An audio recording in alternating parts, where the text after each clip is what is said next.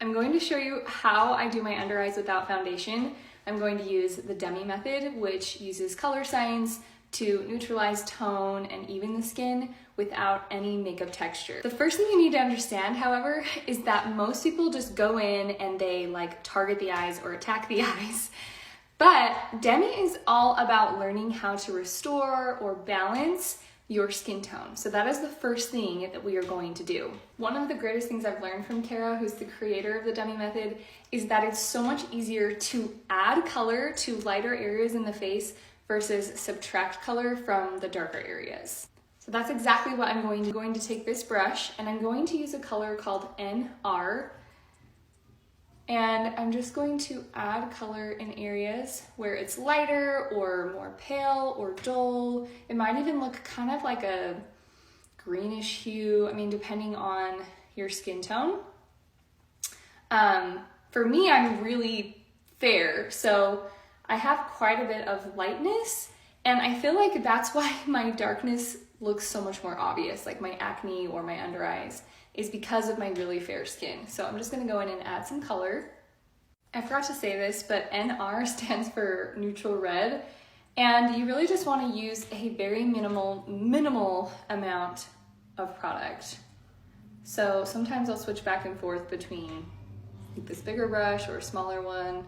See how that kind of like distributed a little bit too much product there. I tend to think of restoring or toning the skin as like what we love to get from a tan. I feel like the reason why we all want to be tan or love to have a tan is because it provides more balance or even color to the skin, and it will just naturally make the more distracting parts of our face, like under eyes or dark spots, less distracting.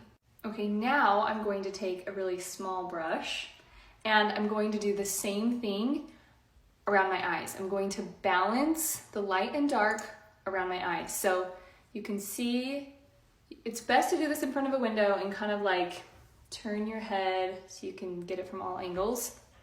You can see I've got kind of some lightness here and just a little there. So I'm just gonna add a little bit of that NR as well, just to the lighter areas underneath my eyes. Instead of trying to fight the darker, I'm going to bring balance by adding a little darkness in the lighter pockets.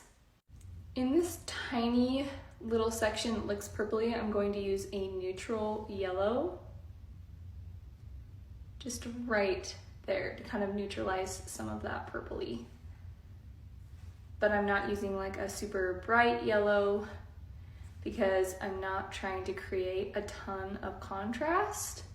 I'm just trying to meet in the middle of all the color. I'm going to balance the eye on top. I naturally have kind of like this reddish orange eyeshadow, and it's so funny because people will always ask me if I'm wearing eyeshadow in my videos, and it's just my natural color, my natural shadowing. And so I'm just gonna kind of bring that natural shadowing out a little bit to lift some of that heaviness that I get from my deep set eyes, just right here. We're really just playing with a lot of lights and darks. So now at this point, I'm going to add a lighter color to balance some of the darkness or shadowing, and this is just an orange one, to the outer corners of the eyes.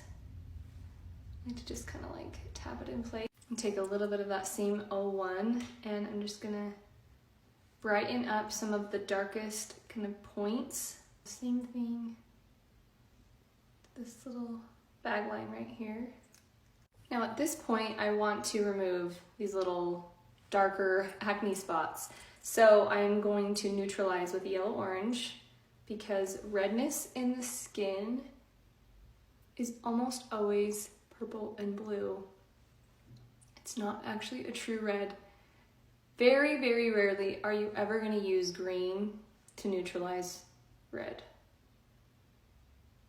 Just need a tiny touch of that yellow orange.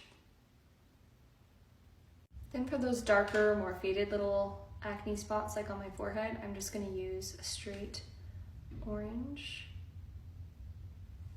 because we know that darkness in the skin usually means there's excess blue. And I've just learned that with my acne, I usually need like YO1 when it's more red and fresh, and then O1 or O3, which just means a darker orange, as it starts to fade or heal. I added a little bit more of that O1 just right here on my tear trough lines. It looks so much better. It's amazing how just like moving your head around and seeing where the color is, where the light's hitting the color, it will help you balance your skin so much more. Okay, a little bit of flush using this berry color that is similar to the natural flush that I have. And I like to apply blush where I naturally have redness, because I think that's what makes blush look so natural, is when we use it where we naturally have redness. At this point, I'm just going to add kind of the fluff or the decoration, as Kara calls it. And I'm just gonna take this Sculpt color. It's a neutral violet, and I love to just sweep this color underneath my eyes to give me a little bit more of like this, you know, open eye. And then I'm using the NR, which is that original kind of sculpting toning color. And I'm just gonna bring it around my lips like this. And then I'm gonna do that berry color I did on my cheeks and just kind of sweep it over the lips really lightly. And add some gloss for the top. This is our finished product. I don't know why, but my lighting changed so much from the time of filming, but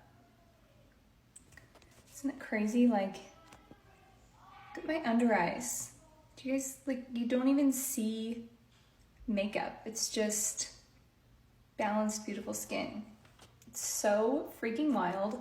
Such a genius concept. On average, it takes me 5 to 7 minutes to do. I obviously can do more if I want to, but it doesn't have to be super complicated.